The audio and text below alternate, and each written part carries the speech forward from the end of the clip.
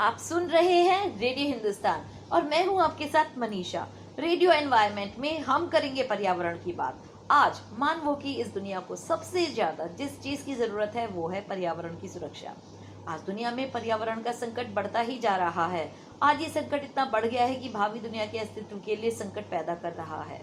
आज वो समय आ गया है कि अपना जागे तो कभी नहीं जागेंगे, अभी देर कर दी तो बहुत देर हो जाएगी। अब देश को पर्यावरण की रक्षा के लिए कानून बनाने होंगे, सरकार को इस दिशा में गंभीर प्रयत्न करने होंगे और सरकार को संसद में इस बात पर चर्चा करके सबका साथ सबका विश्वास और प्रकृति का विकास करना होगा ताकि पर्यावरण का विनाश ना हो। मोदी सरकार से देश को बहुत उम्मीदें हैं। इस सरकार ने वो काम कर दिए हैं जो पिछले 70 सालों में नहीं हो पाए थे और आगे भी की सरकार राष्ट्रहित में ऐसे फैसले करने से नहीं हेजिटेट करेगी जो राष्ट्रीय नहीं विश्व के लिए भी प्रेरणा का स्रोत बनेंगे।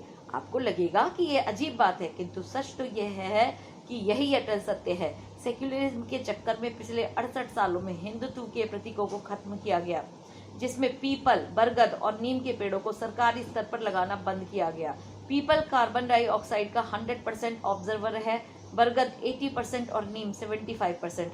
अब चूंकि हिंदू धर्म मान्यता अनुसार हिंदू समाज इन पेड़ों पर जल चढ़ाते, इनकी पूजा करते हैं, इसीलिए सरकार ने तथाकथित कुछ सेकुलरवादी लोगों को खुश करने के चक्कर में इन पेड़ों से दूरी बना ली थी तथा इसके बदले यूकेलिप्टस को लगाना शुरू कर दिया जो जमीन को जल विहीन कर देता है। इस पेड़ को लगाना इंदिरा गांधी ने चालू किया। आज हर जगह यूकेलिप्टस, गुलमोहर और अन्य सजावटी पेड़ों ने ले ली।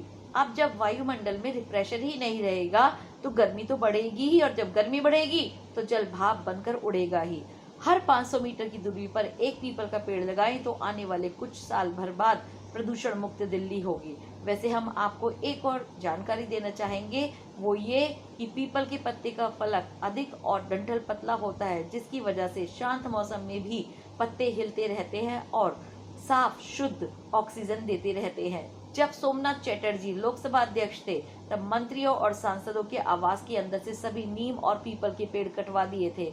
कम्युनिस्ट मानसिकता पर्यावरण को लेकर हमेशा ही केयरलेस नजर आई है और तो और प्राय पर्यावरण विरोधी भी देखी गई है। आप इस बात का अनुमान इसी से लगाया जा सकता है कि जब लोकसभा अध्यक्ष ने पीपल और नीम के पेड़ कटवाने का कारण ये बताया था कि इन पेड़ों पर भूत प्रेत निवास करते हैं।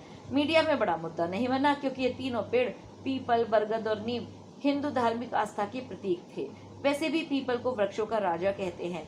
इसकी वंदना में एक श्लोक देखिए, मूलम ब्रह्मा त्वचा विष्णु सखा शंकरमेव च पत्रे पत्रे का सर्वदेवा नाम वृक्षराज नमस्तुते। भावार्थ तो समझ ही गए होंगे। अब करने योग्य कार्य ये है कि जिन पर देश को ध्यान देना ही होगा और तुरंत ध्यान देना होगा। पीपल, बरगद और नीम, इन 3 जीवनदायी पेड़ों को ज्यादा से ज्यादा लगाइए और सरकार से मांग कीजिए कि यूकेलिप्टस पर बैन लगाया जाए। पीपल, बरगद और नीम लगाने के लिए यदि आपके पास सफिशिएंट स्पेस ना हो तो आप तुलसी जी का पौधा लगाएं। ऊंची इमारतों में रहने वालों को अपने बरामदे में एक एक तुलसी का पौधा अवश्य लगाना चाहिए।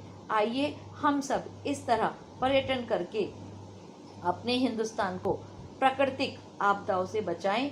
अब आप समझ गए होंगे कि सूखे की वजह सेक्युलरिज्म अर्थात धर्मनिरपेक्षता है।